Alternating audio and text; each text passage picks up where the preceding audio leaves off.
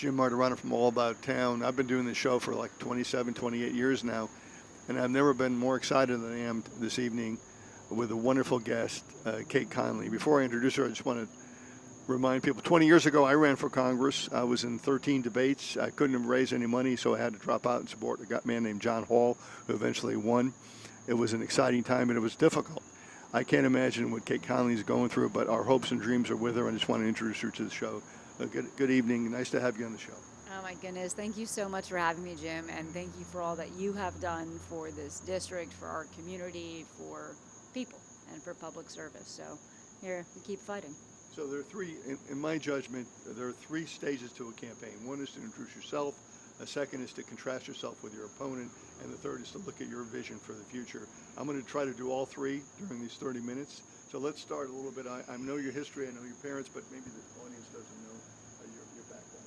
Yeah, so, this is a very personal thing for me. I come from a blue-collar, working-class family where on my mom's side, we go back 4 generations in the Montrose area of northern Westchester. My grandfather worked the brickyards there. Also at the gallon measure gas station, if you remember that. And then my mom, she went off and became a postal worker, serving communities up and down the Hudson River, Westchester, Orange, Dutchess, for 48 years. And then on my dad's side, his family's from Southern Dutchess. And so he was a construction worker. And it's really those values of hard work and commitment to family, to community, to country that I was raised with. I was a junior in high school when the terror attacks of 9/11 happened. And that was when I felt the call to serve, to defend this country that I love, to defend our families, our communities. We suffered a lot here in the Hudson Valley, lost a lot of people, from folks serving the financial services to the brave firefighters and emergency responders and cops who ran into the towers that day. And so that inspired me to go off and fight.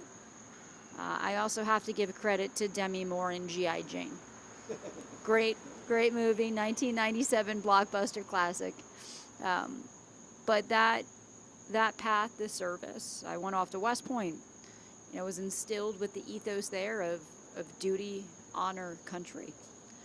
And had the privilege of a lifetime leading America's sons and daughters in defense of this nation. I did 6 overseas tours, served in combat zones like Iraq, Afghanistan. I was one of the first women to lead in the special operations community where I spent the majority of my career. And then the last 2 years in the Army, I was actually at the White House serving as Director for Counterterrorism on the National Security Council staff. And then went off to serve as a civilian senior executive in an agency within the Department of Homeland Security that very few people have heard of, but plays a really, really important role. And it's called the Cyber Security and Infrastructure Security Agency, or CISA. People have heard about it more in the last year because it has been a target of Donald Trump. CISA is the agency that is responsible for ensuring the physical and cyber security of our nation's critical infrastructure. That is everything from the energy grid powering our lives to the water we drink to our election systems. And so it was CISA that pushed back in 2020 against the big lie, saying it was a secure election, it was not rigged, Donald Trump lost. And as a consequence, CISA has become a target of the Trump administration, where about a third of its employees have been cut. At a time where cybersecurity matters more than ever, And so really that path of service has defined my life. I've spent the last 20 years plus doing everything I can to defend this country, to defend democracy. Compare that to Mike Lawler, who was a political consultant and operative and then utility lobbyist and now politician. Mike Lawler, for the last 20 years, has been finding every way possible to profit off of democracy while I was defending it.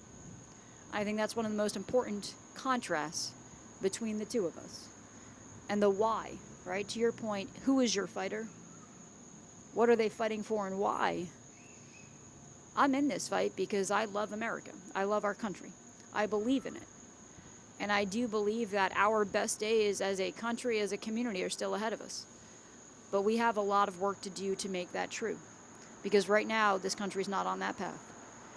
And I do not believe that the party-first politicians like Mike Lawler, who have bent the knee to Donald Trump and vote with him 100% of the time, I do not believe that that type of party-first politician is going to get us out of the mess they got us in.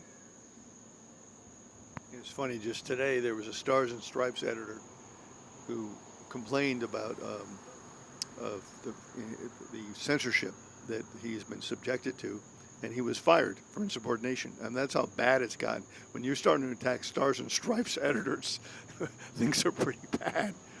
But I want to go back to the situation. I mean, you've been campaigning, and I know it's difficult. I know it's rough. It's 24/7. You're moving around, but you're talking to a lot of people, and a lot of people in the Hudson Valley, a lot of people in this district. I know when I was campaigning, I went to all over 5 different counties at that point in the district. But you've heard what people are complaining about. What are people talking about? What are they suffering with at this point? You know, when I was growing up here, you genuinely believe that if you worked hard, you could get ahead. That's not America today.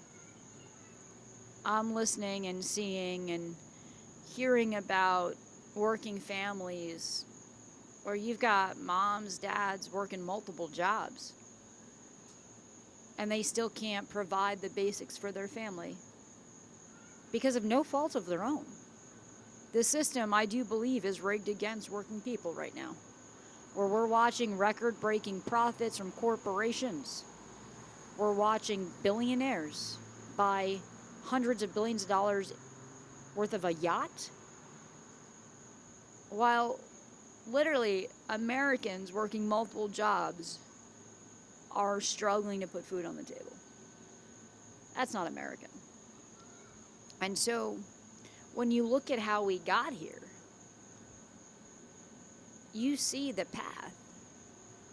And when Trump comes in and we have this affordability crisis, instead of addressing that a priority, seriously tackling it, and giving working people a chance again, and getting this country back on track, he admits he doesn't care about working people, and then pursues policies that literally make it harder for working people to get by. You know, I'll give just a few examples. So as families are struggling to make ends meet, instead of making lowering costs a priority, Donald Trump imposes reckless tariffs on all sorts of goods, incoherent approach, reckless implications, erratic, so businesses and people can't plan. During the course of this administration, we have seen tariffs on more than 80 countries and territories, and the status change over 50 times. You can't plan for that if you're a business. So going back to the consequences of these erratic and reckless tariffs have been that now households have to pay on average $4,200 more for goods than 2 years ago when these tariffs didn't exist. And Mike Lawler has voted 8 times for these tariffs, to impose these tariffs, to make Hudson Valley families pay more.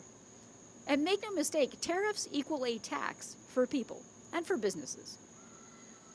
Then you get to things like healthcare.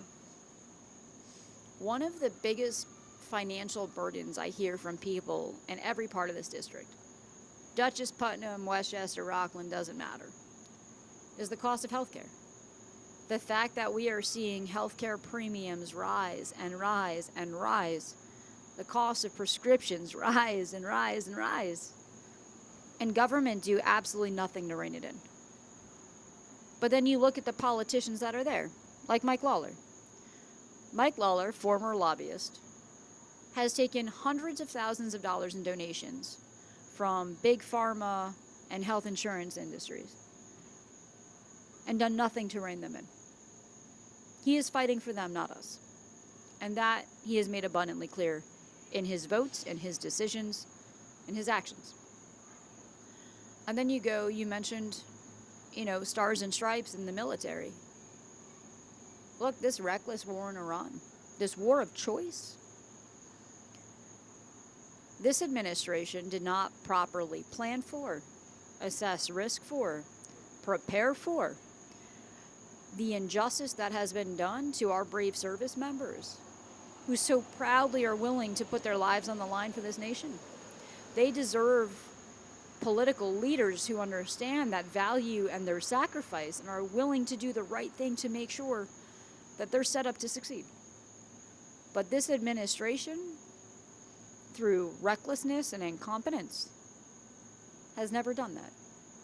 As a result, you have Iran now controlling the Strait of Hormuz, something they did not do before, where literally American families are paying the price of this failure. You see it at the pump. This summer, families were having to make trade-offs between buying groceries or getting gas. And Mike Lawler has voted for this conflict to give Donald Trump a blank check in this war 5 times. Instead of holding this administration accountable, instead of demanding coherency, stopping the conflict, he's given him a blank check. One of the other things that gets me all riled up is the corruption, the blatant corruption, where the watchdogs that used to be there to look at what's going on have been replaced by people that are not going to ever protest anything. So you have a situation where billionaires, including the president, are making more and more money trying to become, I guess, trillionaires, while the average working family is just struggling. It's just a tragedy. And I think corruption really costs the taxpayers money. Now, you've talked about having legislation where a person who's elected could not invest in certain stocks, certainly can't invest in things that they then control. Like, I would ask Mike Lawler, if I had him here, do you agree that a politician, an elected official, should not profit from from their work? In other words, if something's coming before them and they have an interest in it, they should not be allowed. They should divest themselves of that interest. I know I'm on the chairman of the ethics board in the town, and none of what's happening on the federal level would ever be allowed to happen in Yorktown. It would be considered a conflict of interest totally. But I know you've suggested legislation. Could you go into that a little bit? Absolutely. And I think that is so much the story of this administration that has been enabled by members like Mike Lawler in Congress, who, if you're a business, if you're a local town, you could never run this way. Never. And the fact that we're allowing the federal government to run this way is unacceptable. We deserve so much better. And that's what this is really about. And to your point, I truly believe that corruption is truly at the root of so much of the dysfunction in Washington. Because we have too many politicians, and I will say on both sides, that put their own personal interest, their own political ambition ahead of the people they serve. And I believe it is time that we implement legal measures to prevent that from happening. And that is where I am all in for a ban on having federal elected officials, so that's both Congress and the White House, be prohibited from owning and trading stocks, from buying stocks. This whole insider gaming thing has got to end. You should not be enriching yourself through public service office. You should be there looking out for the people, not your own stock portfolio. And so that is a major part of what I believe will help shift Washington into a place focused more on delivering results for people than for politicians. The other part is I'm an advocate for term limits. I believe that we need to have elected officials focused on the privilege of the time they have than getting reelected for the next 20 years. I believe that should apply to Congress and the Supreme Court. Because the current system, it's not delivering for people, just politicians. That's probably the bottom line, the delivery. I always felt when I was on the town board that my I wrote a little note, and I would keep it with me in my book every time I had a meeting. And the note was, always remember who elected you and why. So that when a vote came up, I wasn't a member of a political party at that moment in time. I was just there for the people and to serve the people and do what I thought was best for the people, come hell or high water, regardless of if it upset certain groups or upset party bosses. Didn't make any difference. And I know you have that same strain in you. I've spent my entire life fighting for the American people, fighting for our families and community. And that's why I'm in this fight now, because people deserve better. People deserve a fighter that's in there for them. And that is the starkest contrast between me and Mike Lawler. Mike Lawler fights for Donald Trump. I will fight for you. That is what New York 17 deserves. Absolutely. One of the, I think the microcosm of the whole problem is the reflecting pool fiasco, where you had, we have to go out for bid when we do something, here in Yorktown. We can't just willy-nilly hire a friend or somebody we like who worked on our pool or something. And yet the reflecting pool, the whole fiasco, it really kind of is a microcosm of what's wrong. He hires somebody who's incompetent without going through the public bid process.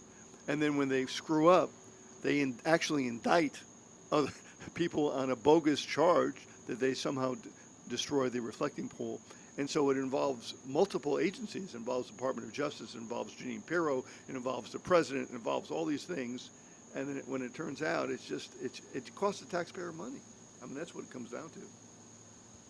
It is such an example of this overall administration. And Mike Lawler. Look, Mike Lawler is the same type of politician as Donald Trump.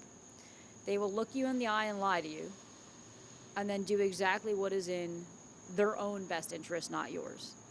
That is the story of Mike Lawler's political career. And his legacy will be, he got paid while we got screwed. It comes down to, who are you fighting and delivering for? And his record speaks for himself. He has voted 100% of time with Donald Trump's agenda, this administration. That is not putting people first. What would you say about, I mean, I'm of the age of Social Security and Medicare and the like, and I know a lot of people, seniors that I talk to, obviously in the same boat, but then we hear all of a sudden that they're looking at attacking Social Security, they're attacking Medicare, they're attacking Medicaid. Can you look the voters in the eye and tell them that you will protect these? I will absolutely fight and protect Social Security, Medicare, and Medicaid. I believe in an America where we have that kind of strong floor and no ceiling. What I mean by that is, you don't have to worry as a senior whether or not you're going to get Social Security and Medicare. It's going to be there. As Americans, when you go through hardship and struggle, Medicaid is there to be that floor, to catch you. But in America, you also have endless opportunity. The sky is the limit. There is no ceiling. Going back to getting this country back to a place where when you work hard, you can get ahead, and the American dream is real. But as long as politicians looking out for themselves are leading Congress, that's not going to happen. And Mike Lawler is one of them. Coming back to us winning this November, providing a check on this administration, and going to the heart of this issue, what we're talking about, these issues, Social Security, Medicare, Medicaid, these aren't partisan issues. What we're talking about is fighting for the basics for people, regardless of political affiliation. And I think this is what so much of this fight is about. What I am fighting for is the best thing for the Hudson Valley, for our country, whereas what Mike Lawler is fighting for is the best thing for Donald Trump. We saw this last week in one of, I think, the most egregious examples of how there is truly no line that Mike Lawler will not cross for Donald Trump. So there is a member of Congress in Ohio, Max Miller, that has 3 credible allegations of domestic abuse from 3 different women. It was validated by Republican Senator from Ohio, Bernie Moreno, his former father-in-law. That's right. So again, this is not a partisan issue. This is not Democrat versus Republican. This isn't left versus right. This is right versus wrong. And instead of condemning Max Miller and his behavior, when Donald Trump told Republicans to defend him, to rally around him, Mike Lawler proudly executed. Mike Lawler has refused to return the $17,000 he and his campaign have taken from Max Miller and his campaign. $17,000.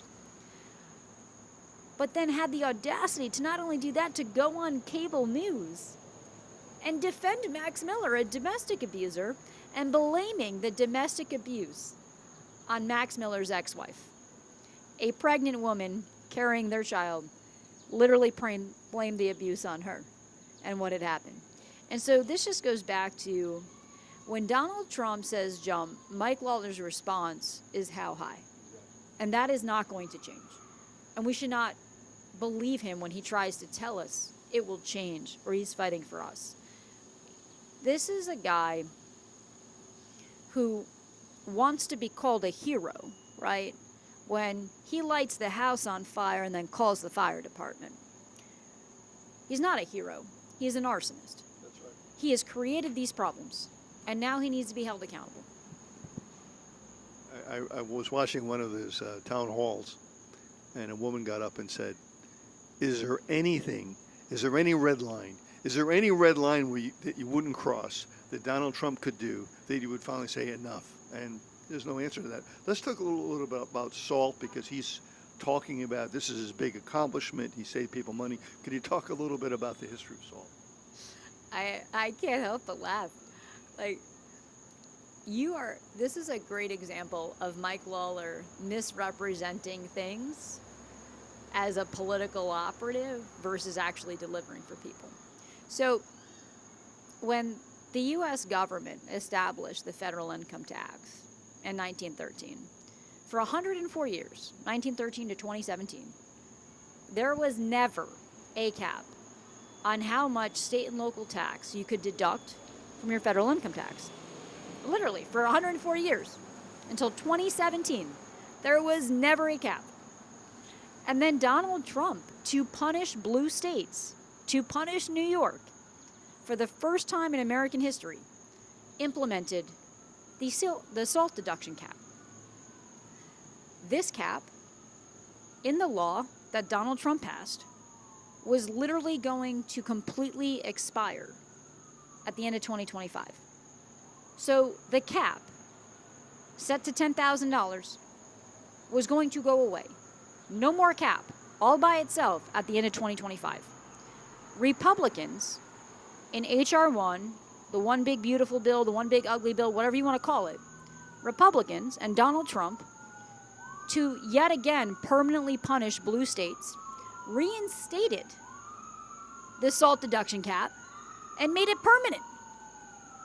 And this temporary bump up from 10K to 40K goes back to 10K in 5 years when Mike Lawler's off running for Senate or governor or whatever. So